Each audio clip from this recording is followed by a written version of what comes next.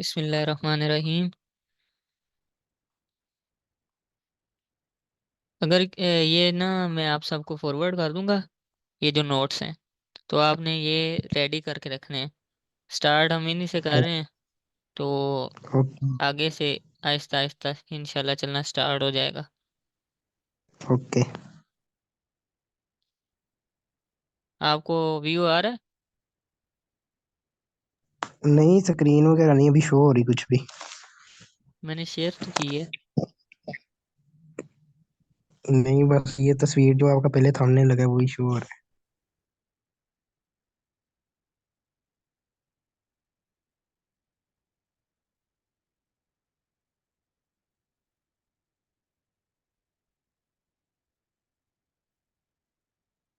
अब हो रही है आपको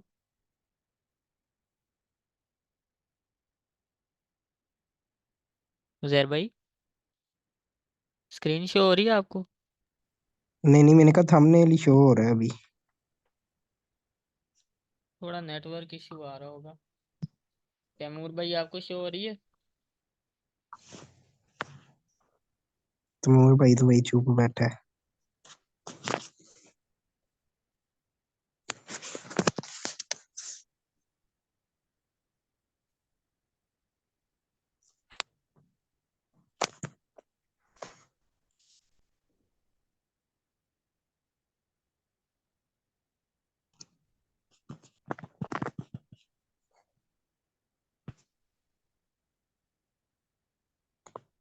हो गई है शो ये स्क्रीन। अब हो गई है। ओके ठीक है। हाँ हाँ।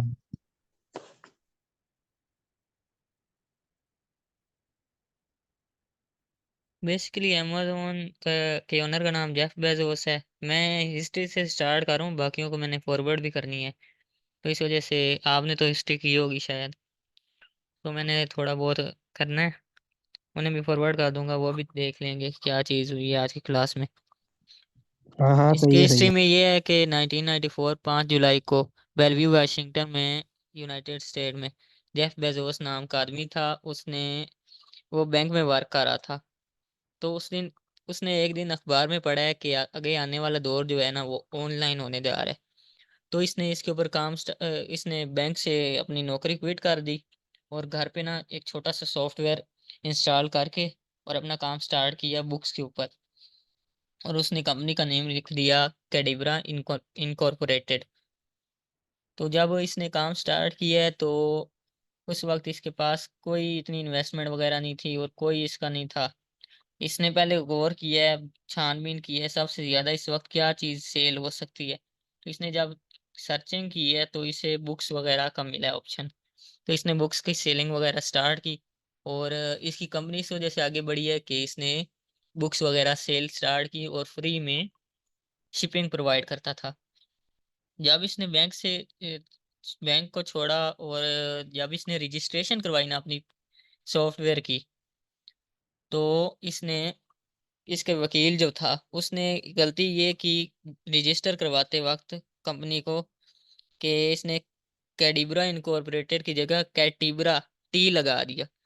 तो इस वजह से बाद में इसे नाम चेंज करना पड़ा और बाद में इसका नाम amazon.com लिख दिया। और इसका जो 1996 में, दिसंबर 1996 में 1,80,000 अकाउंट बन चुके थे कस्टमर्स के।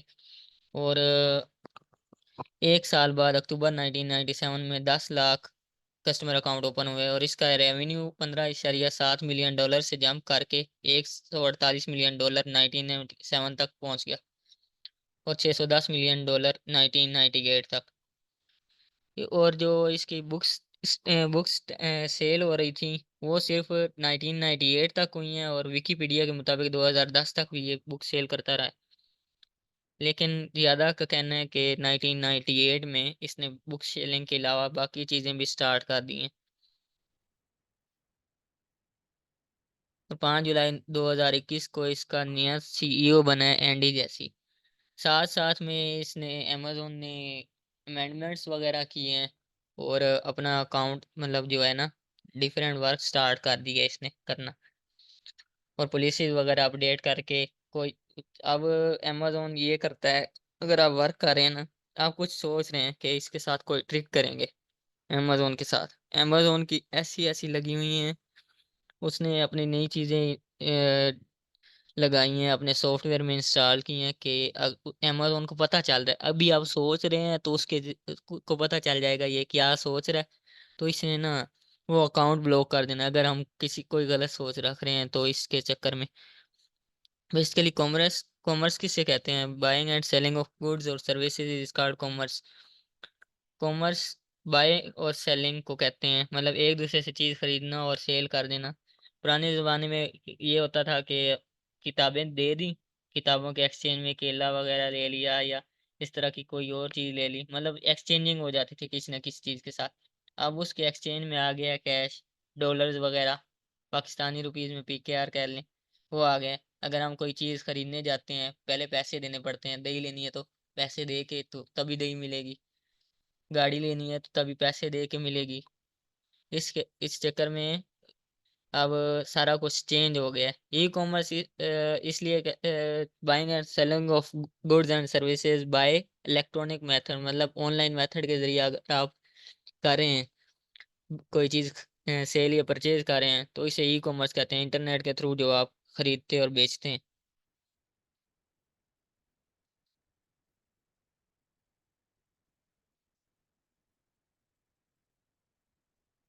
टाइप्स ऑफ ई कॉमर्स क्या होती हैं? ई कॉमर्स की चार टाइप्स हैं, यहाँ पे तीन मेंशन की गई हैं। Business to business, business to consumer, consumer to consumer. Business to business, B to B model जो फोकस करता है ना, बिजनेस टू अनदर बिजनेस, मतलब अलीबाबा से हमने चीज़ परचेज की है किसी और जगह पे सेल करने के लिए, मतलब अगर हमने कोई, जैसे हमारा काम है रिटेलर मार्केट पे, मतलब अमेजोन पे हमने सेल करनी है, अलीबाबा से 1,000 तादाद उठा लेंगे होलसेल प्राइस पे, तो आगे रिटेल करके सेल करेंगे, मतलब एक एक पीस, दो दो, ज़्यादा से ज़्यादा 5 पीसेज की मिकदार होगी। तो इसे बी टू बी मॉडल कहते हैं, business to business model. Business to consumer में आ जाता है कि बिजनेस मतलब हमसे कोई चीज़ खरीदता है अपने घर के लिए, ज़रूरियात, ज़रूरत की चीज़ें वगैरह। तो ये होता है, मतलब अमेजोन दराज से हम या ईबे वालमार्ट से हम कोई चीज़ खरीदते हैं अपने यूज़ के लिए, पर्सनल यूज़ के लिए, जैसे कि मोबाइल फ़ोन है, हम अपने पर्सनल यूज़ के लिए खरीदते हैं, हमारे पास पहुंच जाता है, हम यूज़ करते हैं। हम बिजनेसमैन से चीज़ खरीद रहे हैं, मतलब अमेजोन हमारे साथ बिजनेस कर रहा है। हमारा बस बिजनेसमैन और कस्टमर का रिलेशन है आपस में। Consumer to consumer, C to C model में आ जाता है, transaction between end customer to another end customer. जैसे हम OLX पे अपने यूज टू चीज़ बेचते हैं ना, मतलब अगर मोबाइल हमने यूज़ कर लिया है, अब हमारा दिल भर गया, हम कहते हैं कि हमने चेंज करना है, ये इसका मॉडल पुराना हो गया है, तो हम पहले इसे सेल करते हैं, हम OLX पे लगा देते हैं, इसकी पे किसको पसंद आ गया उसने ख़रीद लिया, हमने उसे बेच देना। ये consumer to consumer, customer to customer का रिलेशन आ जाता है कि एक दूसरे दूसरे के साथ डायरेक्ट कांटेक्ट कर रहे हैं, ना कि किसी दुकान पे जा रहे हैं और कहते हैं कि हमें ये चीज़ चाहिए, वो आपस में ही डायरेक्ट कांटेक्ट कर लेते हैं और एक दूसरे के साथ चीज़ सेल कर लेते हैं।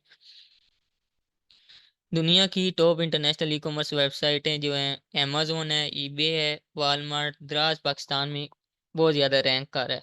इस वजह से दराज का भी इंटरनेशनल मार्केट में नेम आ गया है। और अलीबाबा, अलीबाबा के बाद DH गेट्स आता है, जिसके थ्रू हम सस्ते में चीज़ें परचेज कर सकते हैं। DH गेट्स इंडिया इनकॉर्पोरेटेड और डिफरेंट वेबसाइट्स हैं जिसके थ्रू हम चीज़ सेल कर सकते हैं, परचेज कर सकते हैं। आपको मैं कुछ वेबसाइट्स हैं मेरे पास पड़ी हुई हैं, 5 वेबसाइट्स, जिसके थ्रू आप इजीली सस्ते में, मतलब मैन्युफैक्चर करते हैं वो प्रोडक्ट्स और आपको प्रोवाइड कर देते हैं, चाहे किसी ब्रांड की भी प्रोडक्ट हो तो। 5 वेबसाइट्स हैं, मैं आपको वो प्रोवाइड कर दूंगा। अमेजोन है क्या? अमेजोन दुनिया की सबसे बड़ी ऑनलाइन रिटेलर मार्केट है, और ये इसकी जो है ना ग्रिप जो है, दुनिया के 19 बड़े ममालिक में ग्रिप इसकी बनी हुई है। और ये हर मुल्क में सेल करने के लिए आपके पास डिफरेंट अकाउंट होना ज़रूरी नहीं है। आपका एक अकाउंट है, आप जिस मुल्क में अपनी मर्जी से सेल करना चाहें कर सकते हैं। और इसके दो मेथड हैं अमेजोन पे सेल करने के लिए, FBA है और FBM। FBA का मतलब होता है फुलफिल्ड बाय अमेज़न, और FBM का होता है फुलफिल्ड बाय मर्चेंट। FBA का बेसिकली पर्पज़ ये होता है कि अगर हम कोई चीज़ खरीदते हैं, तो अगर हम चाहते हैं कि हमारा टाइम इतना ज़्यादा वेस्ट ना हो कि हम पूरा दिन इसी पे बैठे रहें, हम अपना काम ऑन करके रख देते हैं, लैपटॉप ऑन करके रख देते हैं, और अमेज़न शिपिंग खुद प्रोवाइड करता है, प्रेपिंग भी सारा कुछ, उसके हमसे चार्जेस वगैरह काट लेता है। और FBM में ये होता है कि शिपिंग चार्जेस हमने खुद पे करने हैं, सारा कुछ हमने खुद करना होता है। शिपिंग भी प्रोवाइड हमने करनी है, सारा कुछ हमने खुद करना है। अगर कोई नुकसान होता है तो वो भी हमें खुद बेयर करना पड़ेगा। अगर FBA हम कर रहे हैं तो इसमें ये होता है कि अगर हम shipping provide Amazon shipping provide करता है, उस दौरान नुकसान हो जाता है उसका, उसकी वजह से हमारी प्रोडक्ट को, तो वो अमेज़न ही बेयर करेगा। FBA mean fulfilled by Amazon. इसका मतलब है you sell it we ship it, मतलब हम सेल कर रहे हैं तो अमेज़न शिप कर रहा है, प्रेपिंग भी कर रहा है और सारा कुछ कर रहा है। अमेज़न पिक भी करेगा, पैक भी करेगा और ship this product to customer. और FBM में ये होता है कि सारा कुछ, सारा बर्डन सेलर पे आ जाता है, जो सेल कर रहा है, मतलब उसने अपना वेयर हाउस खोला हुआ है और उसी से डायरेक्ट पैकेजिंग भी करता है और खुद आगे प्रोडक्ट भेज देता है।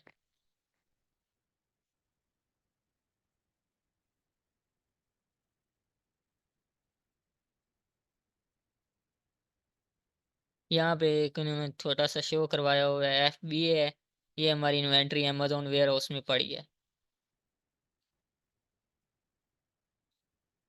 इधर से वेयर हाउस से ट्रक में लोड की गई है और इसने डायरेक्ट कस्टमर के घर तक पहुंचा दी है। और FBM में ये है कि ये हमारा वेयर हाउस बना हुआ है, और ये इससे हमने डायरेक्ट इसके मतलब USPS और DHL के थ्रू या FedEx के थ्रू, UPS के थ्रू, या फिर डिफरेंट हैं कोरियर सर्विसेज, उसको बुलाते हैं, उन्हें भी चार्ज करना पड़ता है, और सारा कुछ वो चार्ज वगैरह कट ऑफ करके फिर वो कस्टमर के घर तक ड्रॉप कर देता है जो प्रोडक्ट है। इधर है कि अमेज़न FBA अमेज़न में अगर कोई कर रहा है वर्क, मतलब FBA कर रहा है, तो अमेज़न सारा कुछ प्रोवाइड करेगा, सारा कुछ शिपिंग वगैरह सारा कुछ इंक्लूड इसी में होगा, रेफरल फी भी कट ऑफ कर लेगा, सारा कुछ कट ऑफ कर लेगा। और कोई नुकसान होता है तो सारा का सारा बर्डन जो है अमेज़न पे आएगा, जो कटौती करेगा वो अमेज़न ने अपने थ्रू करवानी है, इसमें हमारा कोई नुकसान नहीं होगा। सारा नुकसान अमेज़न ने खुद बेयर करना है, हमारी प्रोडक्ट खराब होती है कोई, अगर इस तरह की है ना, शीशा वगैरह, मतलब ग्लासेस वगैरह और डिफरेंट जो टूटने वाली चीज़ें, तो वो अमेज़न खुद बेयर करेगा। अगर FBM करते हैं तो जो भी नुकसान होगा वो हम खुद करेंगे, कोई किसी कोरियर कंपनी के ऊपर कोई इसका बर्डन वगैरह नहीं आएगा। अमेज़न पे वर्क करने के 4 मॉडल हैं।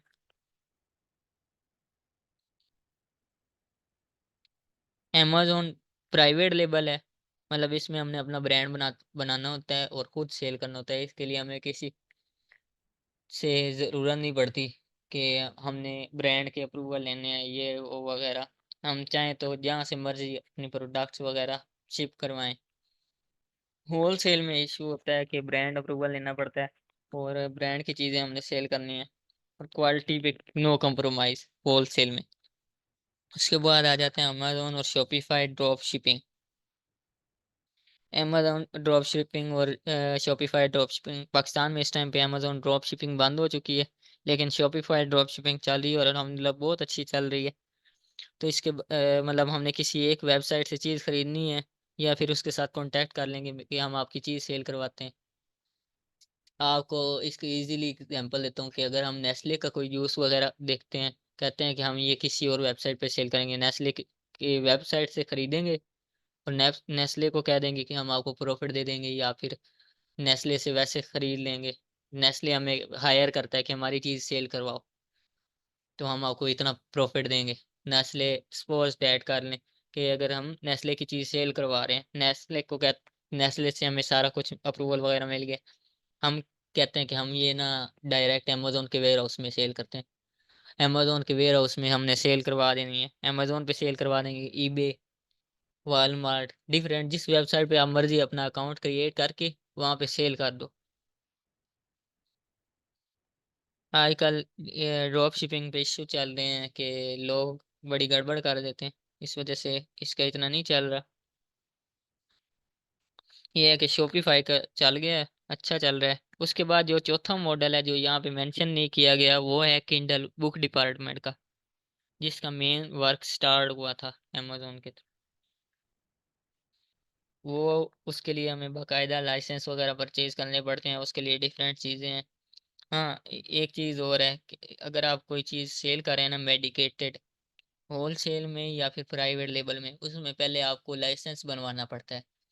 लाइसेंस अगर आपके पास होगा, तभी आप मेडिकेटेड चीज़ें सेल कर सकते हैं। जिस तरह आप कोई अद्वियात वगैरह सेल करना चाह रहे हैं, या फिर कोई मेडिकेटेड चीज़ है जो आम यूज़ में नहीं है, मतलब डॉक्टर के रिकमेंडेशन पे यूज़ होगी, मतलब जिस तरह आजकल सेल हो रही हैं दवाइयाँ वगैरह। तो हमारे मुल्क में तो है ना, कोई भी जाके कह देता है कि ये चीज़ हमें चाहिए, ये दवाई पेनाडोल दे दें, कोल्डीन दे दें, ब्रूफिन दे दें, इस तरह। तो बाहर के मुल्क में ये नहीं चलता। जब तक प्रिस्क्रिप्शन डॉक्टर की प्रिस्क्रिप्शन नहीं दिखाई जाएगी, तब तक कोई दवाई नहीं मिलेगी आपको। हमें इन्वेस्टमेंट जो चाहिए होती है हर मॉडल में, वो यहाँ पे मैंने मेंशन की हुई है। 10,000। अगर आप प्राइवेट लेवल मतलब अपना ब्रांड खुद बिल्ड करना चाह रहे हैं, तो आपको $10,000 से $20,000 तक रिक्वायर है इन्वेस्टमेंट। और मंथली इनकम जो आपकी आएगी, $1,000 से $5,000 होगी। वन तो लोग बैठ के 50-50% पे वर्चुअल असिस्टेंट हायर कर लेते हैं और कहते हैं हम आपको 50-50% देंगे प्राइवेट लेवल, अगर आप हमारा मैनेज करते हैं। मतलब वो 50-50 पे डन हो गया और आपका भी अच्छा चल गया काम, उसका भी चल गया। और FBA होल सेल में ये आ जाता है, इन्वेस्टमेंट जो रिक्वायर्ड है आपको $2,000 to $3,000 है। लेकिन हमारा जो इस वक्त क्राइटेरिया बना हुआ है, $3,000 से $5,000 है। इस पे आप स्टार्ट कर सकते हैं होल सेल, कर इससे भी सकते हैं, लेकिन इस पे आपका जब MOQ का इशू आएगा, तब आप सेल नहीं कर सकते। मतलब MOQ जो है ना, वो $1,000 का होगा। उसके अलावा फिर आपको डिफरेंट जो कॉस्ट वगैरह पड़ेगी, अमेजोन अपनी जो चार्जेस कट ऑफ करेगा। अगर आप होलसेल में ये आता है कि अगर आपकी प्रोडक्ट सेल अच्छी आ रही है, तो आपका मंथली चार्ज कट ऑफ करेगा।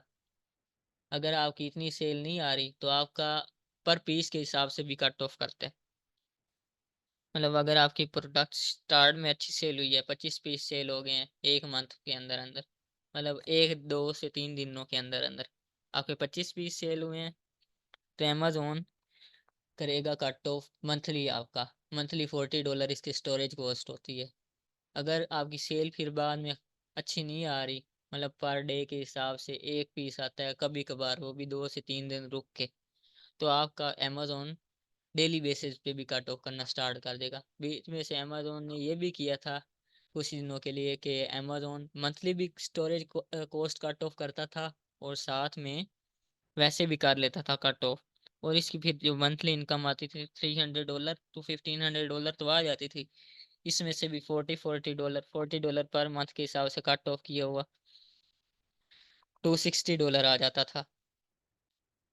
और साथ में जो अलहदा से कट ऑफ किया उसने, वो पर पीस के हिसाब से, अगर आपने 100 पीस किए हैं सेल, तो $100 उसके साथ काट गए, $140 कट गए। तो आपका पीछे क्या बचना है, हाँ वो खुद ही अंदाजा हो जाएगा। अमेजोन शॉपिफाई ड्रॉप शिपिंग, इसके लिए हमें इतनी इन्वेस्टमेंट रिक्वायर नहीं होती, और आपका जो मंथली अर्निंग जो है ना, $300 से $1,200 तक आ जाते हैं। आप जो अपनी सर्विसेज प्रोवाइड कर सकते हैं एज अ वर्चुअल असिस्टेंट, वो यहाँ पे मेंशन है। आप सेलर अकाउंट मैनेज कर सकते हैं, प्रोडक्ट रिसर्च के थ्रू प्रोडक्ट हंटिंग कर सकते हैं, सोर्सिंग। आप verified supplier, wholesaler, distributor, USA के होलसेलर डिस्ट्रीब्यूटर या किसी से कांटेक्ट रिटेलर से कांटेक्ट करके आप प्रोडक्ट्स वगैरह भी सेल करवा सकते हैं। आपने शिपमेंट प्लान बनाना होता है। लेकिन अगर आपने ये जो यहाँ पे सारा कुछ लिखा हुआ है, seller account management, product research, product hunting, product sourcing, shipment planning, product listing and optimization, content writing, launching and ranking, ये जितना भी आपका सारा लिखा हुआ है एंड तक, इसमें ये है कि इससे पहले आपने एक बजट प्लान बनाना होता है। जब भी आप कोई प्रोडक्ट लॉन्च करने लगे, आपने पहले बजट प्लान बनाना है कि हम इतना लगाएं तो हमें कितना बैक एंड मिलेगा, बाद में हमें कितना प्रॉफिट आएगा, अगर हम ये कितने देर तक सेल करेंगे तो कितना प्रॉफिट आएगा, ये सारा आपको बनाना पड़ता है।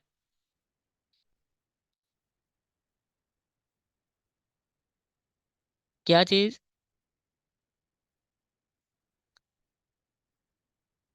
उजैर भाई आपने क्या पूछा है, ऑटो सेलेक्ट करता है? मैंने कहा जब सेल्स वगैरह आ रही होती है ये हमने सिलेक्ट करना होता है। ये जो सेलिंग प्लान होता है ये अमेजोन ऑटो कर देता है सेल देख के कि $40 काटने हैं या अलग अलग काट। हम amazon ऑटो करता है? amazon खुद ही ये सारा कुछ चार्ज कर रहा है, सारा कुछ amazon ने खुद कट ऑफ करना है इसका। सही है। अगर हमने से प्रोफेशनल सेलिंग प्लान चूज किया हो और सेल नहीं आ रही हो तो अमेजोन इंडिविजुअल पे ले जाएगा हमें, पर प्रोडक्ट काटेगा। पर प्रोडक्ट के हिसाब से, पर पीस के हिसाब से काटेगा। जो प्रोडक्ट आप सेल कर रहे सही। हैं उसके लिए पर पीस के हिसाब से कट ऑफ करेगा, और अपना काम उसने जारी रखना है। फिर उसके बाद आपने जब सारा अपना प्रोफेशनल सेलिंग प्लान बनाएंगे, बजट बजट प्लान जो है, तो तब हम्म। आपका जाके आगे काम स्टार्ट होगा। पहले आपका बजट प्लान होना चाहिए। साथ में जब अगर आपके पास $3,000 की इन्वेस्टमेंट है ना, आपको $1,500